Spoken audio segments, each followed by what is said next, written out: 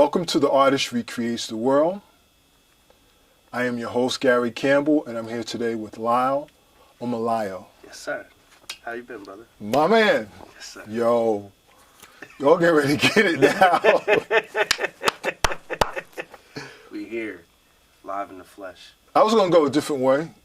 Let's go with the movie. Talk about the movie, please. All right, so the film's called Lost in the Wilderness, Story of Negros Americanos. And it's a journey from Plainfield to Panama and back. And it started in Plainfield, you know, that's where I'm from. Bishop, I'm Lyle, right? So I used to be MC Enigma in our group. We formed a group called Negros Americanos. And the reason we formed that group, before we even left for Panama, this is in 2011 when we left. In 2010 and 9, we were part of a People's Organization for Progress, but the Plainfield chapter, right? So Steve Hatcher was our big bro, right? Out here it's Larry Ham, you know? And we were organizing in the Spanish community in the West End because there was a murder. There was a kid named Spencer Cadigan who was killed, and allegedly by a Latino gang, MS-13 allegedly. And so we were organizing in that area. We couldn't reach the Latinos because of the language barrier. So we wanted to learn Spanish so we could be able to come back and build. But then also we were colonized by Latino, excuse me, we were colonized by Spaniards. We were colonized by Portuguese. We were colonized by French. And we're trying to speak to, you know, our people across the diaspora. So I figure, you know, if we could tiptoe backwards through language, we could, you know, get some Fuji's action. Through the art, yes. Yeah, so initially, the idea for Negros Americanos was to be like a Fuji's, a refugee camp where we go to country and like expand and build and adapt and get more members and stuff. So when we went to Panama, we stayed there for a year. And this is all in the movie, like we talk about this type of story. Going down there, living in Ciudad Radial, and like it wasn't a place where you can just, like, we weren't in the beach running with Hawaiian shirts and stuff. Right. It wasn't a place where you could just be whipping stuff out. Even a cell phone, like, cats was getting their hands cut off. You know, there was a decapitation around the corner from me. You know, it was a lot of craziness. In Panama, on average, 3 people get murdered per day in Panama City. And it's just way more volatile than I was used to being from here, you know. So I had to adapt in a lot of ways. And then also, mentality-wise, I felt like they were so futuristic. Futuristic how? Man, or let's say this, outside of what we're used to here. We're so individualistic. Mine, mine, mine. They said we before me. And like when me and Bishop moved down there, there was a drought for 3 months. Yeah, and like people were, you know, organized and helping out each other. Like all the men in the neighborhood, we come out and help out every woman and children, family, and you know, then we got ours. But there was this like unsaid, like, yo, we're here to help each other. Came back here during Hurricane Sandy. Yo, a dude pulled out a gun at the gas station. You know what I'm saying? You see the difference? Oh, my fault. Oh, sorry. Yeah. It's just the difference in terms of like mentality. Well, I love the movie, and I love the movie because you use the art, and you, to me, in talking to so many artists, I see that our artistry here in America has to go back to that indigenous place where you went back to. Because when you go to the indigenous place, the art is intertwined in everything. You have to live through the art. Everything is intertwined. So that's so important. The way the movie was cut, I mean, I enjoyed the piece. And I thought I was going to be talking about the coloring book, you know, because the coloring book was fire. But it starts with the movie because, all right, just so the cartoon book was built as a result of the experiences. Of course. If I hadn't gone to Panama, let me tell you, like before, anytime I drove women, Like they look like dudes because like I don't know, I spent so much more time wow. drawing like, you know, Hulk and so some of those those women in the book now have some influence from Panama. From them. I think you'll be influenced too. If you I was wondering, I was looking at those lines and I'm like, I'm looking at the cartoon line because a lot of cartoonists come from the American cartoon line and technique, except for your unique cartoonist. You see what I'm saying? So I'm looking at your line and I'm like, wow, that's fire, that's interesting. And then I'm saying, but where's that coming from? You know, like, because that's, you know, I'm looking at it. But now that you tell me that, and then I took a glance at the movie, I see, I can see how that influenced you. Tell me about the, this guy sent me a text with all that. What's the other piece that you put out before or since? I put out Kiss My Black Ass. Yeah, what's that about? So that's just like a culmination of frustration. You know, it's the angry black man. You know, me being proletariat and trying to balance being an acceptable Negro at work, dealing with condescending microaggressions from folks that I could bend in half easily. Microaggressions, I like but that. Yet they're protected by their job and where they are, and they, you know, they base in ways they wouldn't, in which, you know, outside in the jungle. So, you know, rather than snapping the neck of my supervisor, I just rapped about it. Talked about, you know, rather a good outlet, yes. Yeah, running down on an informant and snapping his neck, I rapped about it. You know what I mean? It's going through experiences and letting it out. It's catharsis. Because, yeah, I took a hell of a lot of L's in the last couple, but that have humbled me sufficiently and created some very good art, you know? Yeah, I was just talking to Carlton, the interview before, and we were talking about that those losses, those pains, are the things that really mold you to a place where you would never have been if you didn't receive those bruises upside the head, those lessons. And if you don't learn those lessons, they come right back around and visit you again. I want to talk about that coloring book, though. For you, why is the coloring book so important for people? It was, for me, it was just what I did on my break. Every day I was going to do one hand at a time. Yeah. And it just, it helped me relax. It literally, in between, sit down, get off. You know, I was major pain at my job, you know, at the elementary school. I was the enforcer, you know. So, like, that was my little time to just, all right, I'm going to drift away, think of beautiful faces and amazing places. Boom. And I kept it black the whole time, black and brown, you know. And in terms of representation, too, it's important that we see ourselves in a beautiful light. Yes. Always. Yes. You know, starting from the earliest and not just one way. Yes. In all forms. So that's what this is part of. You know, I'm hoping that it just adds beauty, but, you know, to our mirror. Yeah, no, you hope true. I agree with that. I'm a big thing on the black images. My thing is, I was talking to a mutual friend of ours, Shafani, Tiffany, and I was telling her about, she's like, what is it up with you and Mickey Mouse?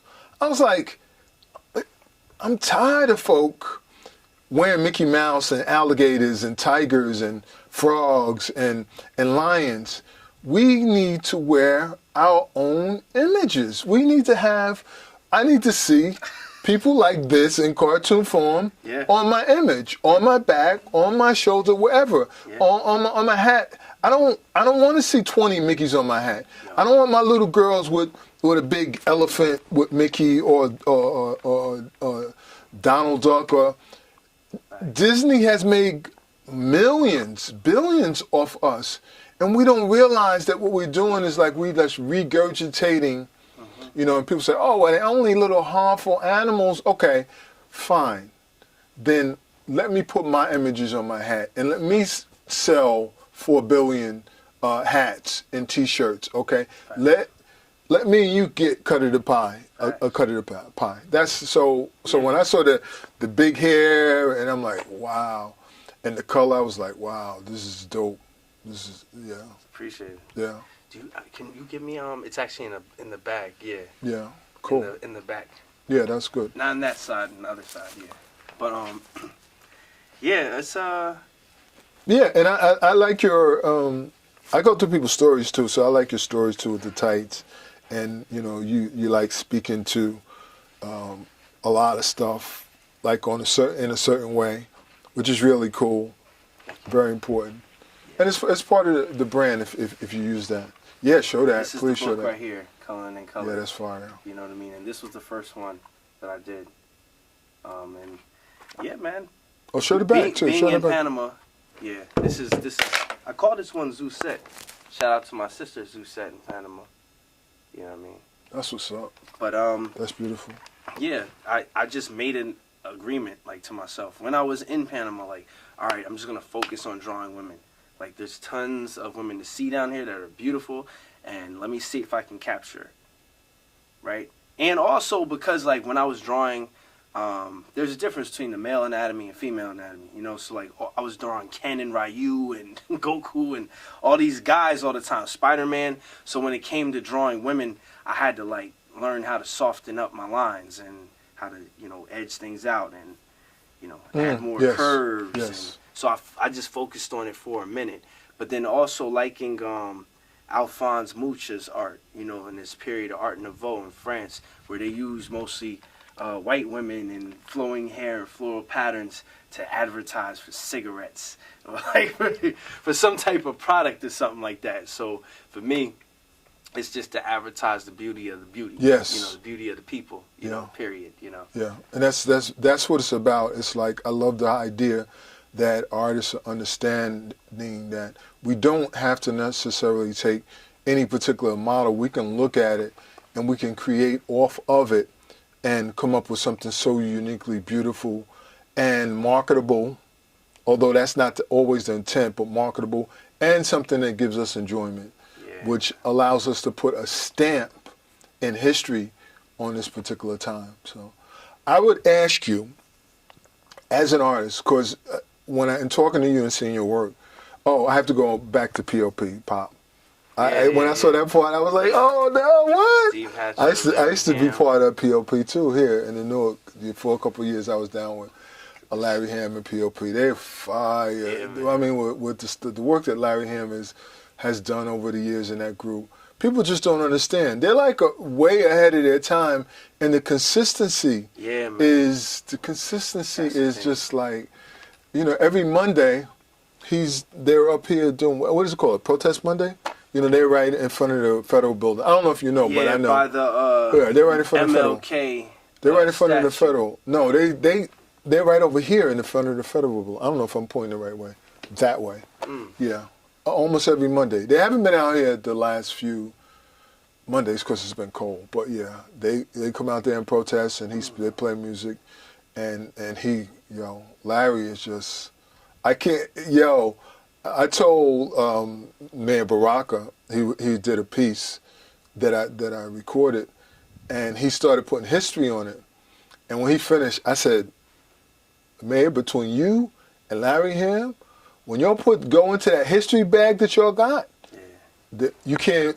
They just separate. They separate themselves so far because they have so much of that Black history, and understand it, and can connect it to like where we at, what we should be doing, what we aren't doing.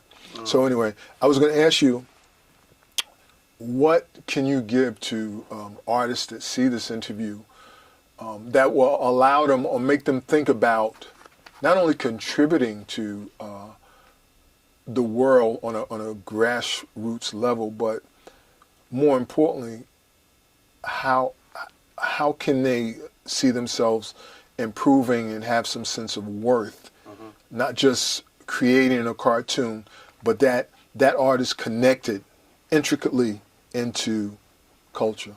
I know that was kind of it's a lot, right? Extended question, but he can handle it. Give him a second, right? If anybody can handle it, he can handle it, right? Yeah. So on okay, I'm gonna talk on believing in ourselves, purpose, right?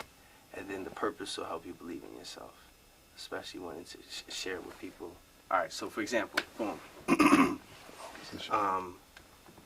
When creating art, there's always good to start with the why. Like, why are you doing this? You know what I mean? The why. What is the meaning of? Why is it important to share? Right. My friend, her name's Danielle Watson, and she used to say this, like, yo, if you had the ears of everybody in the world at one time, like everybody at one time, and they can understand you in every language, right? What would you say? Ooh. And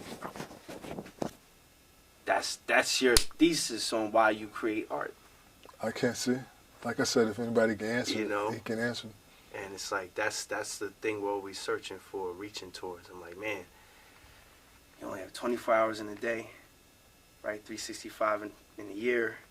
Whatever little moment you get of somebody's time in their day or time, you want to give them something worth sharing, you know?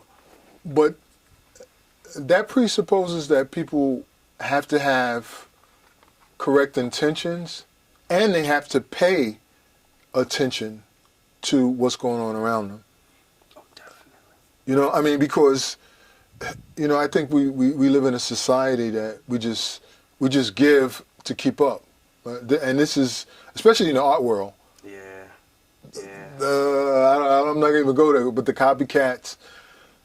Some people are cool. Some people are next to cool. Some people are just not cool. They're never going to be cool. And everybody want to be cool. Yeah, cool. The cool is not chasing. Cool is in being.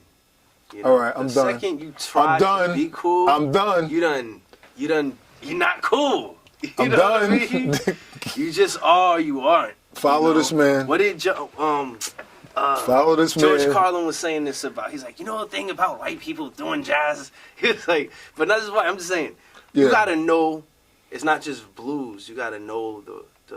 You have to experience It's not it. just rhythm. It's Right. the blues, man. Right. You gotta know the pain behind the tunes. You got, Cats is just banging the keyboard with empty, ain't no spirit in it. But that's why it's disposable. That's why it's not here. Like, people still remember their grandmothers cooking for a reason. all Just right. saying. All right. You want to be on the Right. toilet eating some White Castle? Go ahead. Go out and buy that shit. Your ass will pay for it on the other end. On the other end. On the other end. So you want to be cool. You know, if the best thing you can do to be cool, get comfortable in your fingerprint, because it ain't changing. I better ask him hard questions. He gives strong answers, huh? You know what I mean? Well, man, tell him where they can reach you. LyleOmolayo. Lyle Omolayo. Child of Joy. You know what I'm saying? We got Coloring in Color. Negros Americanos. Shouts to Bishop in Brazil. And I'm out here. I'm a regular guy. Negros Americanos. But yeah, coming soon is Ugly Duck as Fuck. That's my next project. And same thing. It's a quarantine album. You know what I'm saying? It was made after quarantine. So it's man, we lost people from the beginning to the end of it. You know what I'm saying? I'm talking about ghosts. You know, it's a survival project, but also like a Phoenix project, Phoenix Rising. Cause like, I don't know, my younger self would have laughed at me now. I was started to sip my own Kool-Aid, man. Took too many W's back to back, and hadn't had those L's. I never thought I'd have the L's later. You know what I mean? The younger me would have judged the older me. I feel a poem coming on. But now I've transformed into a colder me. No. We out. My man. Peace. Good job, Let's man. recreate this world for the better. Peace. We here.